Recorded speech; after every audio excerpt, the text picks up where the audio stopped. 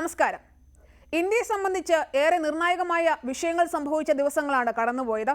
ജനാധിപത്യത്തിന്റെ ശ്രീകോവിലിൽ അതീവ സുരക്ഷ നിലനിൽക്കുന്ന ദിവസത്തിലുണ്ടായ സുരക്ഷാ വീഴ്ച, ആഭ്യന്തര സുരക്ഷയിൽ മിനിറ്റിന് മേനി പറയുന്ന കേന്ദ്ര സർക്കാരിന്റെ മുഖത്തിനേറ്റടിയാണ് സുരക്ഷാ വീഴ്ചയെന്ന് പ്രതിപക്ഷം. ജമ്മു കശ്മീരിന്റെ പ്രത്യേക പദവി എടുത്തു കളഞ്ഞ നടപടി ശരിവെച്ച് സുപ്രീം കോടതി. പിന്നാലെ കശ്മീർ സംവരണ ബില്ലും പുനഃസംഘടനാ ബില്ലുകളും പാസാക്കി കേന്ദ്രം. ഇതിനോടൊപ്പം മുഖ്യ തെരഞ്ഞെടുപ്പ് കമ്മീഷണറെയും തെരഞ്ഞെടുപ്പ് കമ്മീഷൻ അംഗങ്ങളെയും നിയമിക്കുന്ന സമിതിയിൽ നിന്ന് ചീഫ് ജസ്റ്റിസിനെ ഒഴിവാക്കി പകരം പ്രധാനമന്ത്രി നിർദ്ദേശിക്കുന്ന വ്യക്തിയെ ഉൾപ്പെടുത്താൻ നിർദ്ദേശിക്കുന്ന ബില്ലും പാസാക്കപ്പെട്ടു.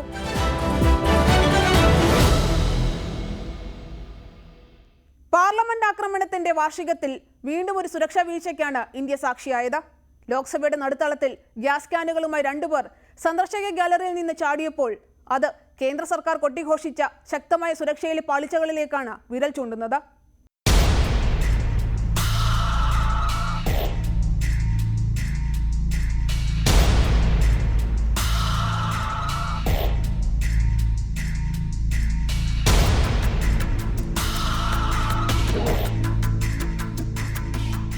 മൈസൂരുവിലെ BJP MP പ്രതാപസിംഹ നൽകിയ പാസുമായി ലോക്സഭാ സന്ദർശക ഗാലറിയിലെത്തിയ രണ്ടുപേരാണ് ശൂന്യവേളയിൽ ലോക്സഭയുടെ ഏറ്റവും പിന്നിലത്തെ നിരയിലേക്ക് ചാടിയതും തുടർന്ന് MPമാരുടെ സീറ്റുകളിലൂടെയും മേശപ്പുറങ്ങളിലൂടെയും ചാടി സ്പീക്കറുടെ ഡൈസിലേക്ക് നീങ്ങിയതും. ഇതിനിടെ കയ്യിൽ കരുതിയ വാതക ക്യാനുകൾ പൊട്ടിച്ച് നിറമുള്ള വാതകം ഹാളിൽ പരത്തി. കേന്ദ്ര സർക്കാർ വിരുദ്ധ മുദ്രാവാക്യം വിളികളോടെയായിരുന്നു സാഗർ ശർമ്മയും മനോരഞ്ജനും പ്രതിഷേധിച്ചത്. പാർലമെന്റിനുള്ളിലെ പ്രതിഷേധത്തിനൊപ്പം പുറത്തും കേന്ദ്ര സർക്കാരിനെതിരായ മുദ്രാവാക്യം വിളികളോടെയുള്ള പ്രതിഷേധമുണ്ടായി. ഗ്യാസ് ക്യാനുകൾക്കൊപ്പം പടക്കങ്ങൾ കൂടി പൊട്ടിച്ചായിരുന്നു നീലം വർമ്മ, അമോൽ ഷിൻഡെ എന്നിവരുടെ പ്രതിഷേധം.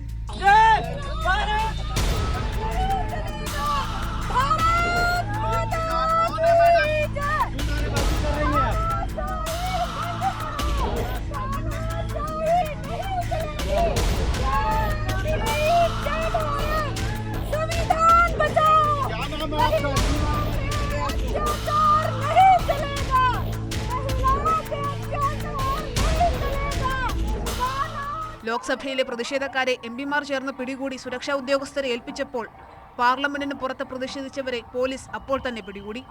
കേന്ദ്ര സർക്കാരിന്റെ ഏകാധിപത്യ രീതിയിലുള്ള ഭരണം, കരിനിയമങ്ങൾ, മണിപ്പൂർ വിഷയം, തൊഴിലില്ലായ്മ തുടങ്ങിയ പ്രശ്നങ്ങൾ ഉന്നയിച്ചായിരുന്നു അവരുടെ പ്രതിഷേധം.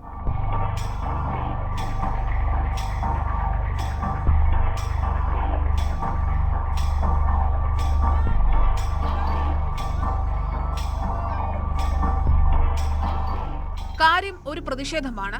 കേന്ദ്ര സർക്കാരിന്റെ നയങ്ങൾക്കെതിരെയാണ് സമരം. പാർലമെന്റിനകത്തും പുറത്തുമായി MPമാർ പ്രതിഷേധിക്കാറുണ്ട്. പക്ഷേ അതുപോലെയല്ല ഇത്. സാധാരണ പൗരന്മാർ ഭരണഘടനയുടെ ഏറ്റവും ഉയർന്ന സ്ഥാനത്ത് എത്തിപ്പെടുന്നതും അതിനുള്ളിലേക്ക് സുരക്ഷാ ഭീഷണിക്ക് കാരണമാകുന്ന വസ്തുക്കളുമായി കയറാൻ സാധിക്കുന്നതും സുരക്ഷാ പാളിച്ചയിലേക്കാണ് വിരൽ ചൂണ്ടുന്നത്. അത് മാത്രമല്ല, പാർലമെന്റിന്റെ ആക്രമണത്തിന്റെ വാർഷികം പ്രമാണിച്ച് പാർലമെന്റിലെ സുരക്ഷ അതിശക്തമാക്കിയിട്ടുള്ള ദിവസത്തിലാണ് ഇത്തരത്തിലൊരു ആക്രമണം. ഡിസംബർ 13 മുൻപ് പാർലമെന്റ് ആക്രമിക്കുമെന്ന ഖാലിസ്ഥാൻവാദി നേതാവ് ഗുർപത്വന്ത് സിംഗ് പന്നുവിന്റെ ഭീഷണി നിലനിൽക്കെയുണ്ടായ ഈ വീഴ്ച അതിന്റെ ഗൗരവം വർദ്ധിപ്പിക്കുന്നു. ഷൂസിനുള്ളിൽ ഒളിപ്പിച്ച നിലയിൽ വാതകമടങ്ങുന്ന ലോഹക്യാനുമായി രണ്ടുപേർക്ക് അതീവ സുരക്ഷിത മേഖലയായ പുതിയ പാർലമെന്റ് മന്ദിരത്തിലേക്ക് പ്രവേശിക്കാൻ സാധിക്കുമെങ്കിൽ അത് സുരക്ഷയിലെ വീഴ്ചയല്ലാതെ മറ്റെന്താണ് വ്യക്തമാക്കുന്നത്? ഗ്യാസ് ക്യാനുകൾക്ക് പകരം തോക്കോ മറ്റ് സ്ഫോടക വസ്തുക്കളോ, എന്തിനേറെ പറയുന്നു വിഷവാതകമടങ്ങുന്ന ക്യാനുകളുമായാണ് ഇവർ പ്രവേശിച്ചിരുന്നതെങ്കിൽ എന്താകുമായിരുന്നു സ്ഥിതി? പ്രത്യേകിച്ച് പ്രധാനമന്ത്രി ഉൾപ്പെടെ എത്താൻ സാധ്യതയുള്ള ഒരു ദിവസത്തിൽ. जो हमारी भारत सरकार है, जो हम पे ये अत्याचार हो रहे हैं, हम अपनी हकों की जो बात करते हैं, लाठी चार्ज करके हमको अंदर डाला जाता है, टॉर्चर किया जाता है, तो हमारे पास कोई माध्यम नहीं था। कोई डायरेक्ट वजह है, कोई वजह है किसी संगठन से हैं आप? नहीं, हम किसी संगठन से नहीं है, आम जनता है, स्टूडेंट है हम. ഇത്തരമൊരു വിഷയത്തിൽ പ്രതിപക്ഷം ആഭ്യന്തര മന്ത്രാലയത്തിന്റെ വിശദീകരണം സഭയ്ക്കുള്ളിൽ ചോദിച്ചാലോ, അതിൽ സംയുക്ത പാർലമെന്ററി സമിതിയുടെ അന്വേഷണം ആവശ്യപ്പെട്ടാലോ എന്താണ് തെറ്റ്? ഇത്തരമൊരു സാഹചര്യത്തിൽ ആരും ചെയ്യുന്ന ഒരു നടപടിയല്ലേ ഇത്? എന്നാൽ സംഭവം നടന്നതിന് പിന്നാലെ സഭ സമ്മേളിച്ചപ്പോഴോ അമിത്ഷായുടെ വിശദീകരണം ആവശ്യപ്പെട്ട് പ്രതിപക്ഷം ബഹളം വെച്ചപ്പോഴോ കേന്ദ്രമോ സ്പീക്കറോ അതിന് തയ്യാറായില്ല. മറിച്ച് വിഷയത്തെ രാഷ്ട്രീയമായി ഉപയോഗിക്കുകയാണ് പ്രതിപക്ഷം ചെയ്യുന്നതെന്ന വിമർശനമാണ് ഉയർത്തിയത്. उस घटना को लेकर हम सब चिंतित हैं और संसद की सुरक्षा की जिम्मेदारी संसद सचिवालय की होती है और हम सब जानते हैं ये सब संसद सचिवालय और क्षेत्राधिकार संसद के अंदर आता है, विशेष रूप से लोकसभा के अंदर आता है। അതേസമയം പ്രതിപക്ഷം ചോദിക്കുന്നത് മറ്റൊരു ചോദ്യമാണ്. പ്രതിപക്ഷത്തെ എംപിമാരുടെ ആരുടെയെങ്കിലും അനുമതിയോടുകൂടിയാണ് പ്രതിഷേധക്കാർ വന്നതെങ്കിൽ ഇത്തരത്തിലാകുമോ ബിജെപിയുടെ പ്രതികരണം? ഇത്രയേറെ സുരക്ഷാ പ്രശ്നങ്ങൾക്ക് സാധ്യതയുള്ള ദിവസം എന്തുകൊണ്ടാണ് കൂടുതൽ കരുതൽ പാർലമെന്റ് പരിസരത്ത് ഒരുക്കാഞ്ഞതെന്നാണ് പ്രതിപക്ഷം ചോദിക്കുന്നത്. പകരം പ്രതിഷേധിച്ചവർക്കെതിരെ UAPA ചുമത്തിയും അവരുടെ പ്രതിപക്ഷത്തോടുള്ള ആഭിമുഖ്യമുയർത്തിയും വിഷയത്തെ സംസ്കരിക്കാനോ വളച്ചൊടിക്കാനുമാണോ ശ്രമിക്കേണ്ടത്? ഏതുതരം അന്വേഷണം നടത്തിയാലും പാർലമെന്റിലുണ്ടായത് സുരക്ഷാ വീഴ്ചയാണ്. അതിൽ നിന്ന് കേന്ദ്ര സർക്കാരിന് ഓടി ഒളിക്കാനാകില്ല. അത് വീഴ്ചയല്ലാതാക്കാനും സാധിക്കില്ല.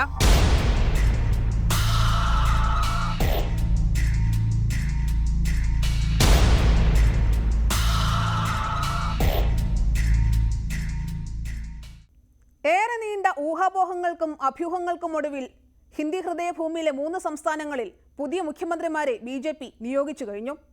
തെരഞ്ഞെടുപ്പ് വിജയിപ്പിച്ച മുൻ മുഖ്യമന്ത്രിമാരെയെല്ലാം മാറ്റി നിർത്തിയാണ് ഈ പ്രഖ്യാപനം.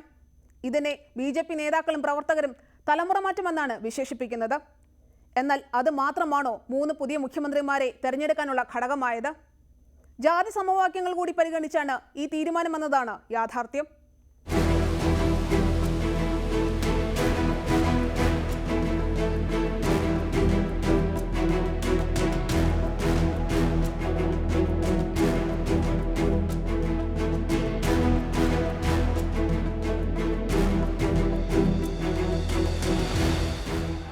मैं विष्णुदेव साय ईश्वर की शपथ लेता हूं कि मैं विधि द्वारा स्थापित भारत के संविधान के प्रति सच्ची श्रद्धा और निष्ठा रखूंगा। मैं भारत की प्रभुता और अखंडता अक्षुण्ण रखूंगा। मैं छत्तीसगढ़ राज्य के मुख्यमंत्री के रूप में अपने कर्तव्यों का श्रद्धापूर्वक और शुद्ध अंतःकरण से निर्वहन करूंगा। ഛത്തീസ്ഗഡ് മുഖ്യമന്ത്രിയെയാണ് ആദ്യം തെരഞ്ഞെടുത്തത്. മുൻ മുഖ്യമന്ത്രി രമൺ സിംഗിന്റെ നേതൃത്വത്തിലാണ് ഛത്തീസ്ഗഡിൽ അസംബ്ലി തെരഞ്ഞെടുപ്പ് നടന്നതെങ്കിലും രമൺ സിംഗിനെ മുഖ്യമന്ത്രി പദത്തിലേക്ക് പരിഗണിക്കില്ലെന്ന് നേരത്തെ തന്നെ സൂചനകളുണ്ടായിരുന്നു. ഫലം പ്രഖ്യാപിച്ച് ഒരാഴ്ച പിന്നിടുമ്പോഴും മുഖ്യമന്ത്രി ആരെന്ന് നിർണ്ണയിക്കാതെ വന്നതോടെ രമൺ സിംഗ് അടക്കമുള്ളവർ ആശ പുലർത്തി തുടങ്ങി. എന്നാൽ ഇതിനെയെല്ലാം തള്ളിയാണ് വിഷ്ണുദേവ് സായിയെ മുഖ്യമന്ത്രിയാക്കിയത്.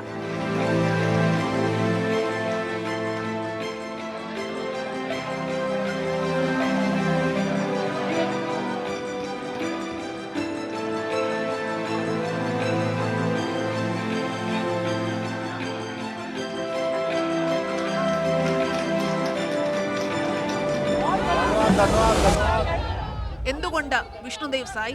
മുൻ മുഖ്യമന്ത്രി രമൺ സിംഗിന്റെ അടുപ്പക്കാരിൽ ഒരാളെന്നതാണോ? അതോ RSSുമായുള്ള അടുപ്പമാണോ? അതോ വർഷങ്ങളുടെ പ്രവൃത്തി പരിചയമാണോ? താഴെത്തട്ട് വരെയുള്ള ബന്ധമാണോ? അല്ല എന്നതാണ് യാഥാർത്ഥ്യം. സംസ്ഥാനത്തെ 30% വരുന്ന പട്ടികവർഗ വോട്ട് ബാങ്ക് തന്നെയാണ് കാരണം. കോൺഗ്രസിന്റെ OBC വാദത്തെ നേരിടാൻ ഛത്തീസ്ഗഡിൽ BJP ഒരുക്കുന്ന പിന്നാക്ക വിഭാഗ മുഖം കൂടിയാണ് വിഷ്ണുദേവ് സായ്. സായിയുടെ കടന്നുവരവിൽ അല്പം അതിശയമുണ്ട്. പിന്നാക്ക വിഭാഗങ്ങളിൽ നിന്ന് BJPക്ക് തെരഞ്ഞെടുക്കാൻ ഇതിലും നല്ല മുഖം വേറൊന്നില്ല എന്ന യാഥാർത്ഥ്യം മറച്ചുവെക്കുന്നില്ല. എന്നാൽ 1 വർഷം മുൻപ് BJP സംസ്ഥാന അധ്യക്ഷ പദവിയിൽ നിന്ന് മാറ്റിയ വ്യക്തിയെയാണ് പെട്ടെന്ന് മുഖ്യമന്ത്രി സ്ഥാനത്തേക്ക് നിയോഗിച്ചതെന്നതാണ് അതിശയകരം. അപ്പോൾ എന്തുകൊണ്ടാണ് സായിയെ നേരത്തെ സംസ്ഥാന അധ്യക്ഷ സ്ഥാനത്ത് നിന്ന് മാറ്റിയത്? അടുത്ത മുഖ്യമന്ത്രി സായിയാകുമെന്ന് 1 വർഷം മുൻപേ BJP നിശ്ചയിച്ചിരുന്നു. അങ്ങനെയെങ്കിൽ എന്തുകൊണ്ട് നേരത്തെ തന്നെ ദേവ് സായിയാണ് മുഖ്യമന്ത്രി സ്ഥാനാർത്ഥിയെന്ന് പ്രഖ്യാപിച്ചില്ല? എന്തുകൊണ്ട് ഒരാഴ്ച നീണ്ടു നിന്ന അനിശ്ചിതത്വങ്ങൾക്കൊടുവിൽ മാത്രം വിഷ്ണുദേവ് സായിയുടെ പേര് പ്രഖ്യാപിച്ചു?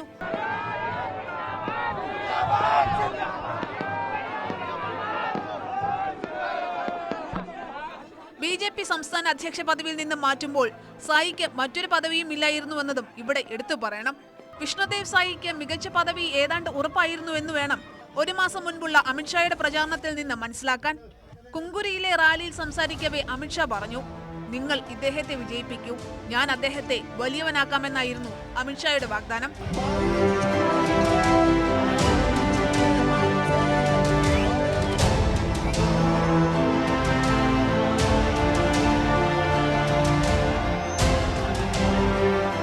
മധ്യപ്രദേശിൽ ശിവരാജ് സിംഗ് ചൗഹാൻ നേതൃത്വത്തിന് അപ്രിയനായി തുടങ്ങിയിട്ട് ഏറെ നാളായി. ശിവരാജ് സിംഗ് ചൗഹാന്റെ ജനപ്രിയത ഇടിഞ്ഞു തുടങ്ങിയെന്നാണ് ദേശീയ നേതൃത്വത്തിന്റെ വിലയിരുത്തൽ. അതുകൊണ്ട് തന്നെയാണ് ശിവരാജ് സിംഗ് ചൗഹാനെ മുഖ്യമന്ത്രി സ്ഥാനാർത്ഥിയായി പ്രഖ്യാപിക്കാതെ തെരഞ്ഞെടുപ്പിനെ നേരിട്ടതും. അതേസമയം തെരഞ്ഞെടുപ്പിൽ BJP കഷ്ടിച്ച് കടന്നുകൂടുകയായിരുന്നുവെങ്കിൽ ചിത്രം മാറിയേനെ. ശിവരാജ് സിംഗിനെ പിണക്കാതിരിക്കാൻ മുഖ്യമന്ത്രിയായി നിയമിച്ചേനെ. എന്നാൽ മികച്ച വിജയം നേടിക്കൊടുത്തത് ശിവരാജ് സിംഗിന് തന്നെ വിനയായി. ശിവരാജ് സിംഗിന് പകരം മോഹൻ യാദവിന് നറുക്ക് വീഴുകയായിരുന്നു.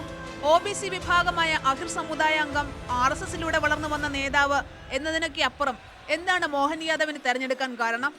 मैं डॉक्टर मोहन यादव ईश्वर की शपथ लेता हूं कि मैं विधि द्वारा स्थापित भारत के संविधान के प्रति सच्ची श्रद्धा और निष्ठा रखूंगा। मैं भारत की प्रभुता और अखंडता अक्षुण्ण रखूंगा। मैं मध्य प्रदेश के राज्य के मुख्यमंत्री के रूप में अपने कर्तव्यों का श्रद्धापूर्वक और शुद्ध अंतकरण से निर्वहन करूंगा। ഇക്കഴിഞ്ഞ തെരഞ്ഞെടുപ്പിൽ പ്രതിപക്ഷം പ്രധാനമായും ഉയർത്തിയ വിഷയം ജാതി സെൻസസും OBC സംവരണവുമായിരുന്നു. സർക്കാരിലെ OBC ജീവനക്കാരുടെ എണ്ണം എടുത്തുകാട്ടിയാണ് BJPക്കെതിരെ പ്രചാരണം നടത്തിയത്.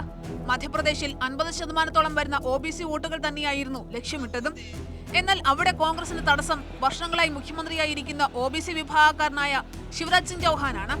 ആ OBC മേൽക്കൈ വിട്ടു നൽകാൻ തെരഞ്ഞെടുപ്പിന് ശേഷം BJP ശ്രമിക്കില്ല. അതുകൊണ്ട് തന്നെയാണ് OBCക്കാരനായ മോഹൻ യാദവിന് നറുക്ക് വീണത്. എന്നാൽ അതിലൊക്കെ ഉപരി കേന്ദ്ര നേതൃത്വത്തിന് മേൽ സമ്മർദ്ദം ചെലുത്താനുള്ള ശക്തിയില്ലാത്ത നേതൃത്വത്തിന് വഴങ്ങുന്ന ഒരു നേതാവിനെയാണ് BJPക്ക് ആവശ്യമുണ്ടായിരുന്നത്. ആ ആവശ്യവും മോഹൻ യാദവിലൂടെ സാധ്യമാക്കാനും BJPക്ക് കഴിഞ്ഞു.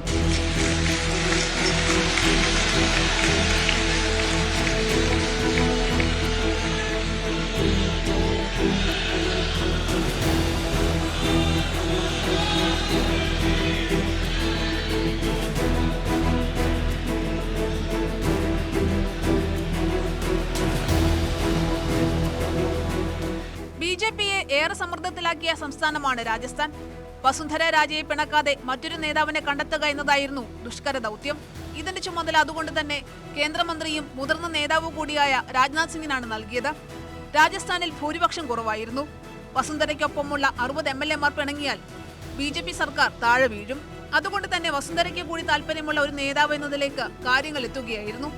അങ്ങനെയാണ് നിയമസഭയിലെ കന്നിയംഗക്കാരനായ ഭജൻലാലിലേക്ക് കാര്യങ്ങൾ എത്തിപ്പെടുന്നത്. ബ്രാഹ്മണൻ, അതിർത്തി ഗ്രാമമായ അദാരിയിലെ കർഷക കുടുംബത്തിൽ നിന്നുള്ളയാൾ, ABVP-യിലൂടെ രാഷ്ട്രീയ പ്രവേശനം എന്നിവയാണ് ഭജൻലാലിന്റെ പശ്ചാത്തലം.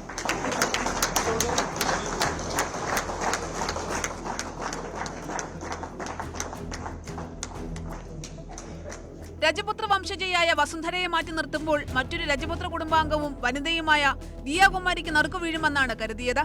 എന്നാൽ അതിനു പകരം ഒരു പടി കൂടി കടന്ന് ബ്രാഹ്മണ വിഭാഗത്തിൽ നിന്ന് മുഖ്യമന്ത്രിയെ കണ്ടെത്തുകയായിരുന്നു. ജന്മനാടായ ഭരത്പൂരിലെ മണ്ഡലത്തിന് പകരം BJP കോട്ടയായ സംഗനേറിൽ നിന്ന് മത്സരിപ്പിച്ച് വിജയിപ്പിച്ചെടുത്ത നേതാവാണ് ശർമ്മ. ദീർഘനാളായി BJPയുടെ ജനറൽ സെക്രട്ടറി ആയിരുന്നു. श्रीमती वसुंधरा राजे के द्वारा श्री भजनलाल शर्मा का नाम प्रस्तावित किया गया और सर्वसम्मत से सभी ने इनका समर्थन किया है। और विशेष रूप से इनके नाम का समर्थन प्रारंभ में जिन लोगों ने किया, श्री किरोड़ीलाल जी मीणा, श्री वासुदेव जी देवनानी, श्री मदन दिलावर, श्री जवाहर वेडम जी और श्री जाबर सिंह जी, इन सब सारे लोगों ने और इसके अतिरिक्त पूरे सदन ने श्री भजनलाल जी शर्मा के नाम का समर्थन हुआ। इसलिए मैंने घोषणा की कि श्री भजनलाल जी शर्मा राजस्थान भारतीय जनता पार्टी विधायक दल के सर्वसम्मत नेता निर्वाचित हुए। രാജസ്ഥാനിൽ തെരഞ്ഞെടുപ്പിന് തൊട്ടു മുൻപാണ് എക്കാലവും BJPക്കൊപ്പം നിലകൊണ്ട കർണിസേന കോൺഗ്രസിനെ പിന്തുണയ്ക്കുമെന്ന് പ്രഖ്യാപിക്കുന്നത്. തെരഞ്ഞെടുപ്പ് ഫലപ്രഖ്യാപനത്തിന് ശേഷമാണ് ശ്രീ രാഷ്ട്രീയ രജപുത് കർണിസേന അധ്യക്ഷൻ സുഖ്ദേവ് സിംഗ് ഗോഗാമണി കൊല്ലപ്പെടുന്നത്. ഇതിന്റെ പശ്ചാത്തലത്തിൽ BJP ഒരു രജപുത്ര മുഖ്യമന്ത്രിയാകും തെരഞ്ഞെടുക്കുക എന്നതായിരുന്നു പ്രതീക്ഷ. അതിനുമപ്പുറം വനിതാ ബില്ലടക്കം കൊണ്ടുവന്ന പശ്ചാത്തലത്തിൽ വനിതയ്ക്ക് കൂടി അവസരം നൽകുന്ന രീതിയിലാകും തെരഞ്ഞെടുപ്പെന്നായിരുന്നു ഏറെ പേരും കരുതിയിരുന്നത്. അതേസമയം ഉത്തർപ്രദേശിൽ യോഗി ആദിത്യനാഥിനെ കൊണ്ടുവന്നതുപോലെ ബാബ ബാലക് എന്ന യുവ സന്യാസിക്ക് അവസരം നൽകുമെന്ന് കരുതിയവരുമുണ്ട്. ഏറെ പ്രതീക്ഷ കൽപ്പിക്കപ്പെട്ടിരുന്നത് ജയ്പൂർ രാജവംശത്തിലെ ദിയാകുമാരിക്കായിരുന്നു. എന്നാൽ ദിയാകുമാരി ഉപമുഖ്യമന്ത്രി പദത്തിലേക്ക് ചുരുങ്ങുകയും കന്നിയംഗക്കാരന് അവസരം നൽകുകയുമാണ് ഉണ്ടായത്. മധ്യപ്രദേശിലേതുപോലെ നേതൃത്വത്തിന് വഴങ്ങുന്ന തീവ്ര ഹിന്ദു മുഖമുള്ള നേതാവിനെയാണ് BJP ഭജൻലാലിൽ കണ്ടത്. ഇതിനെ തലമുറ മാറ്റമായാണ് BJP വിശേഷിപ്പിച്ചത്. ചെറുപ്പക്കാർക്ക് അവസരം നൽകുന്നുവെന്ന് പറയുമ്പോഴും വനിതകൾക്ക് വേണ്ടി ഘോരഘോരം പ്രസംഗിച്ച പ്രധാനമന്ത്രി അടക്കമുള്ളവർ ഒരു വനിതയുടെ അവസരം തട്ടിക്കളഞ്ഞ് മറ്റൊരു വനിതയ്ക്ക് അവസരം നൽകാതെ മുഖ്യമന്ത്രിയെ നിശ്ചയിക്കുകയായിരുന്നു എന്ന സത്യം മറച്ചുവെക്കാനാവില്ല. പ്രത്യേകിച്ച് ദിയാകുമാരിയെ പോലെ ഒരു വനിതാ നേതാവ് അവിടെ പരിഗണിക്കാമെന്നിരിക്കെയാണ് BJPയുടെ ഈ നീക്കം. അതിനാൽ പുതിയ മുഖ്യമന്ത്രിമാരെ കണ്ടെത്തിയത് പലതരത്തിലുമുള്ള രാഷ്ട്രീയ വശങ്ങൾ പരിഗണിച്ചാണെന്ന് മനസ്സോടെയെങ്കിലും BJPക്ക് സമ്മതിക്കേണ്ടി വരും. വനിതകൾക്ക് വേണ്ടി നിലകൊള്ളുമെന്ന് പറഞ്ഞവർ ഒരു വനിതയെ മുഖ്യമന്ത്രിയാക്കാനും തയ്യാറായില്ലെന്ന സത്യവും മറച്ചുവെക്കാനാകില്ല.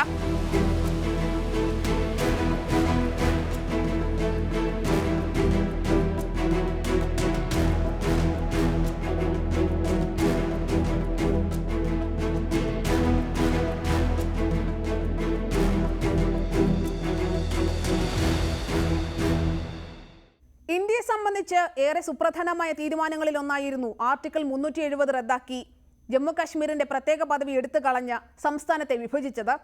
4 വർഷത്തെ നിയമ പോരാട്ടങ്ങൾക്കൊടുവിൽ അതിൽ കേന്ദ്ര സർക്കാരിന് ആശ്വസിക്കാം. പ്രത്യേക പദവി എടുത്തു കളഞ്ഞത് ഭരണഘടനാപരമാണെന്ന് സുപ്രീം കോടതി വിധിച്ചു.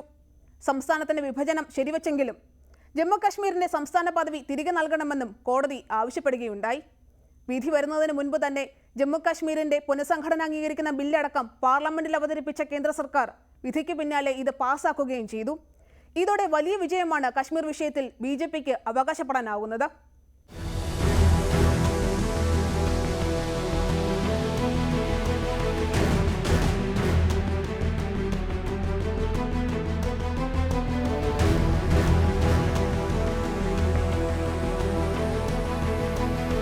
ജമ്മു കാശ്മീരിന് പ്രത്യേക പദവി നൽകിയിരുന്ന ഭരണഘടനാ അനുച്ഛേദം 370 റദ്ദാക്കിയ രാഷ്ട്രപതിയുടെ നടപടി സുപ്രീം കോടതി ശരിവച്ചു.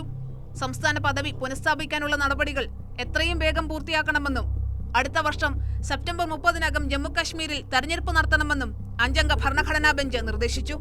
അനുച്ഛേദം 370-ന്റെ 3 പ്രകാരം 370 റദ്ദാക്കാൻ രാഷ്ട്രപതിക്ക് അധികാരമുണ്ടെന്ന് നിരീക്ഷിച്ച കോടതി ഇതിനെതിരെ തീരുമാനമെടുക്കാൻ സുപ്രീം കോടതിക്കാവില്ലെന്നും പറഞ്ഞു. 370-ലെ ഉപവകുപ്പ് 3 കൊണ്ടുവന്നത് ഏകീകരണത്തിനാണ്, ശിഥിലീകരണത്തിനല്ലെന്നും കോടതി വ്യക്തമാക്കി. ലഡാക്ക് കേന്ദ്രഭരണ പ്രദേശമാക്കിയ നടപടിയും സുപ്രീം കോടതി ശരിവച്ചു. സംസ്ഥാനത്തിന്റെ ഒരു ഭാഗം കേന്ദ്രഭരണ പ്രദേശമാക്കാൻ ആർട്ടിക്കിൾ 3 അനുവാദം നൽകുന്നുണ്ടെന്നും കോടതി പറഞ്ഞു. രാഷ്ട്രപതി ഭരണം ഏർപ്പെടുത്തിയത് ഹർജികളിൽ പ്രത്യേകം ചോദ്യം ചെയ്തിട്ടില്ലാത്തതിനാൽ അക്കാര്യത്തിൽ ഇടപെടുന്നില്ലെന്നും കോടതി പറഞ്ഞു. ജമ്മുകാശ്മീരിന് പ്രത്യേക പദവി നൽകിയിരുന്ന ഭരണഘടനാ അനുച്ഛേദം 370 താൽക്കാലിക സംവിധാനം മാത്രമാണെന്നാണ് സുപ്രീം കോടതി നിർണായക വിധിയിൽ വ്യക്തമാക്കിയിരിക്കുന്നത്.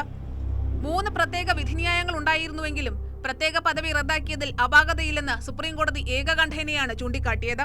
ഇന്ത്യയുടെ ഭാഗമായതോടെ ജമ്മുകശ്മീരിന് പ്രത്യേക പരമാധികാരമില്ലെന്ന് ചീഫ് ജസ്റ്റിസ് പറഞ്ഞു. ജമ്മുകശ്മീർ ഇന്ത്യൻ ഭരണഘടനയ്ക്ക് വിധേയമാണെന്നും ജമ്മുകശ്മീർ ഇന്ത്യയുടെ അവിഭാജ്യ ഘടകമാണെന്നും കോടതി വ്യക്തമാക്കി. കശ്മീരിന്റെ പരമാധികാരം നിലനിർത്തുന്നത് രാജ്യത്ത് അസന്തുലിതാവസ്ഥയ്ക്ക് കാരണമാകുമെന്നും കോടതി നിരീക്ഷിച്ചു. Even if this court holds that the proclamation could not have been issued under Article 356, there would be no material relief which can be given in view of the fact that President's rule was revoked in the state of Jammu and Kashmir on 31st October 2019. Further, the petitioners have assailed the specific actions which were taken when the proclamation was in force, on the ground that those actions breached the constitutional limitations on the exercise of power after a proclamation under Article 356 is issued. These substantive challenges, which form the fulcrum of the case of the petitioners, have been considered. വിധി പ്രതിപക്ഷത്തെ സംബന്ധിച്ച് തിരിച്ചടി തന്നെയാണ്. പ്രത്യേകിച്ച് Jammu Kashmir national conference, PDP അടക്കമുള്ള പ്രാദേശിക പാർട്ടികൾക്ക് ഇതിൽ നിരാശയേറെയാണ്. जम्मू कश्मीर जहन्नम में जाए, जम्मू कश्मीर तो लेकर वहीं ले गए आप लोग, क्यों कर दिया? लोगों के दिल जीतने हैं, कैसे जीतोगे लोगों के दिल? जब ऐसे वैसे चीजें करो जिससे लोग आपसे और भी दूर जाए. जम्मू कश्मीर ने बहुत सारे उतार चढ़ाव देखे हैं. सुप्रीम कोर्ट का आज का फैसला ये एक पड़ाव है, मुश्किल ही सही पर पड़ाव है. ये मंजिल नहीं है हमारी, इसको मंजिल समझने की गलती मत करो. ये हमारी हार नहीं है, बल्कि आइडिया ऑफ इंडिया की हार है, हिंदुस्तान के तस्वुर की हार है. വിധിയിൽ ഇന്ത്യ മുന്നണി കക്ഷികൾക്കിടയിലും അഭിപ്രായ വ്യത്യാസങ്ങളുണ്ട്. ഇടത് കക്ഷികൾ DMK, നാഷണൽ കോൺഫറൻസ്, PDP എന്നിവർ തീരുമാനത്തിൽ നിരാശ പ്രകടിപ്പിച്ചപ്പോൾ ശിവസേന ഉദ്ധവ് വിഭാഗം അനുകൂലിച്ചു. പ്രത്യേക പദവി നീക്കുന്നതിനെതിരെ ശക്തമായി വാദിച്ചിരുന്ന കോൺഗ്രസും നിലപാട് മയപ്പെടുത്തി. കശ്മീരിന്റെ പ്രത്യേക പദവി എടുത്തു കളഞ്ഞ സുപ്രീം കോടതി വിധിയോട് കോൺഗ്രസ് വിയോജിച്ചെങ്കിലും ആ വിയോജിപ്പ് അത് നടപ്പാക്കിയ രീതി കൊണ്ട് മാത്രമാണ്. ഭരണഘടനാ വ്യവസ്ഥകൾക്കനുസരിച്ച് മാത്രമേ പ്രത്യേക പദവി നീക്കാൻ പാടുള്ളൂവെന്ന മയപ്പെടുത്തിയ നിലപാടിലേക്ക് കോൺഗ്രസ് എത്തുകയായിരുന്നു. 370 വകുപ്പ് റദ്ദാക്കിയത് കോൺഗ്രസിന്റെ നയങ്ങൾക്ക് അനുസൃതമായാണെന്നും പ്രത്യേക പദവി താൽക്കാലികമാണെന്ന് നെഹ്റു മുൻപ് പറഞ്ഞിട്ടുണ്ടെന്നും കോൺഗ്രസ് ഈ അവസരത്തിൽ ഓർമ്മപ്പെടുത്തി. Prima facie, we respectfully disagree with the judgment on the manner in which Article 370 was abrogated. It is in consonance with what we always thought.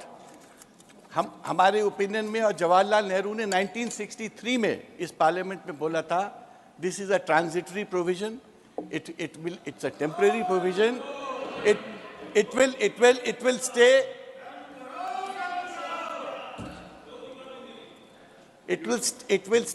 It will stay as the constitution, as long as the constitutional mandates. Jammu കശ്മീരിന്റെ പ്രത്യേക പദവി എടുത്തു കളഞ്ഞതിൽ വിധി പ്രസ്താവിക്കുന്നതിന് മുൻപേ കശ്മീർ സംവരണ ബില്ലും പുനഃസംഘടനാ ബില്ലും ലോക്സഭ പാസാക്കി. തെരഞ്ഞെടുപ്പ് മുന്നിൽ കണ്ടുള്ള സുപ്രധാന വ്യവസ്ഥകൾ ബില്ലിലുണ്ടായിരുന്നു. സംസ്ഥാനത്തെ കുടിയൊഴിപ്പിക്കപ്പെട്ട കശ്മീരി പണ്ഡിറ്റുകൾക്ക് 2 സീറ്റും പാക് അധിനിവേശ കശ്മീരിലെ കുടിയിറക്കപ്പെട്ടവർക്ക് 1 സീറ്റും സംവരണം ചെയ്യാൻ സർക്കാർ ബില്ലിൽ വ്യവസ്ഥ ചെയ്തിട്ടുണ്ട്. ബില്ല് അവതരണത്തിനിടെ രൂക്ഷമായ വാക്പോരാണ് ലോക്സഭയിൽ നടന്നത്.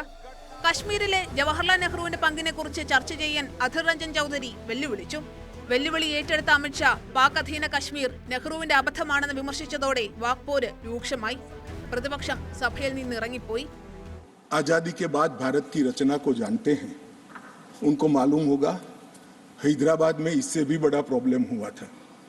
क्या जवाहरलाल जी गए थे? क्या जूनागढ़ में क्या जवाहरलाल नेहरू गए थे? हैदराबाद में जवाहरलाल नेहरू गए थे? लक्षद्वीप में जवाहरलाल नेहरू गए थे? जोधपुर में जवाहरलाल नेहरू गए थे? जवाहरलाल नेहरू एक ही जगह काम देखते थे, जम्मू कश्मीर में, जिसको आधा छोड़कर आ गए.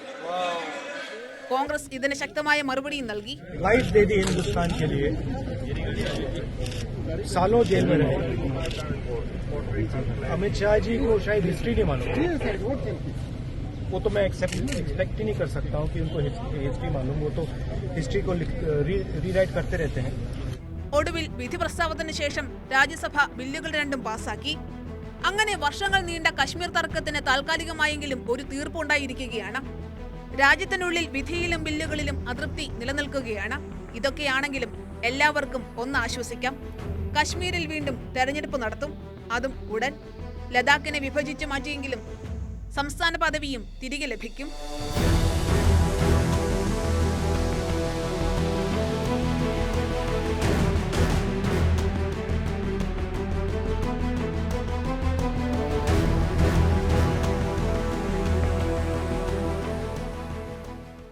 ഇന്ത്യ 360 ഇവിടെ പൂർണ്ണമാകുന്നു. വീണ്ടും കാണും വരെ നന്ദി, നമസ്കാരം.